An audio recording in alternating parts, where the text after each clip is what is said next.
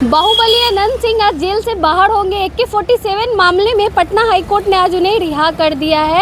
इन्हीं सब मुद्दों पे बातचीत करेंगे। हमारे साथ माले के विधायक संदीप सौरभ जी हैं। सर, कैसे देखते हैं आज अनंत सिंह बाहर आ रहे हैं? देखिए, हाईकोर्ट में क्या सुनवाई हुई और उसमें सरकार का जो अपना वकील है उन्होंने क्या तर्क रखा, क्योंकि सरकार जब चार्जशीट दाखिल की होगी तो उनके खिलाफ कुछ सबूत दी होगी। अब आज उस सबूत अगर सरकार विड्रॉ कर ले, तर्क को कमज़ोर कर ले या अपने वकील को वहाँ जाने से रोक दे, तो जाहिर सी बात है कि किसी का पक्ष मजबूत हो सकता है। तो ये हुआ है या क्या हुआ है ये तो देखना पड़ेगा। लेकिन इसके बीच में जो हुआ है, गिरफ्तारी और आज रिहाई, इसके बीच में जो बातें हुई है वो है कि विश्वास मत के दौरान जो महागठबंधन के विधायक थे, अनंत सिंह की जो परिवार है, उनकी पत्नी जो हैं, उन्होंने पाला बदला, उधर गए। तो ये जो डील हुआ, ये डील किस लॉजिक से था, क्या इसमें समझौता था? हमें लगता है कि ज़्यादा संभावना इसी बात की है कि समझौता यही था कि आपको कुछ समय बाद हम जेल से निकाल देंगे।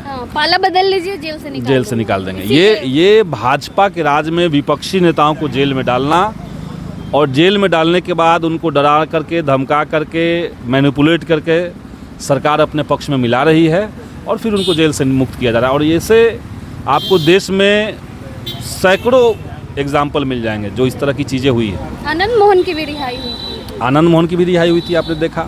जेल मैनुअल को बदल करके एक दलित IAS के हत्यारे को आपने जेल से निकाला और कई छोटे छोटे जुर्म में जो लोग, गरीब लोग जेल में हैं, उनको कोई सुनने वाला नहीं है। टाडा एक्ट जो है बिहार में ख़त्म हो चुका है, देश में ख़त्म हो चुका है।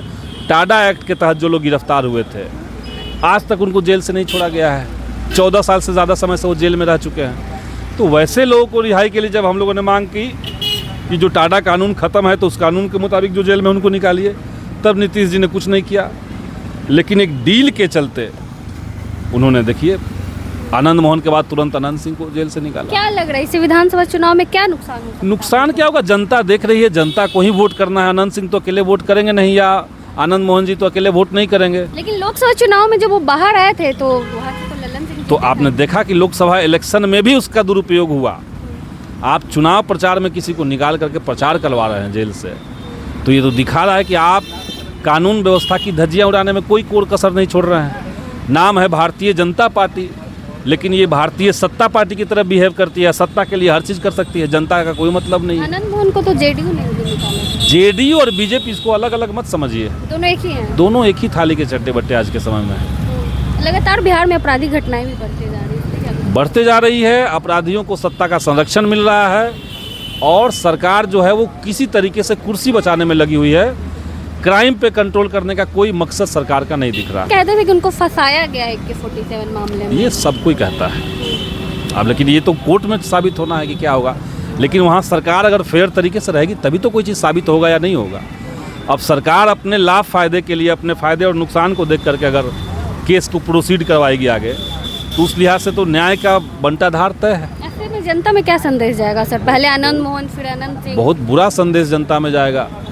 जनता इसीलिए उतावली है कि सरकार को बदला जाए, लेकिन चुनाव के दौरान पैसा के बल पे, सत्ता के बल पे, सत्ता का जो मशीनरी है उसके बल पे ये लोग चुनाव जीतते हैं। तो नुकसान तो हुआ था सर मुंगेर में आप लोगों को उनके आने से, अनंत सिंह के आने से। अब ये हम नहीं कह सकते, हम तो खुद ही कैंडिडेट थे उस समय नालंदा में।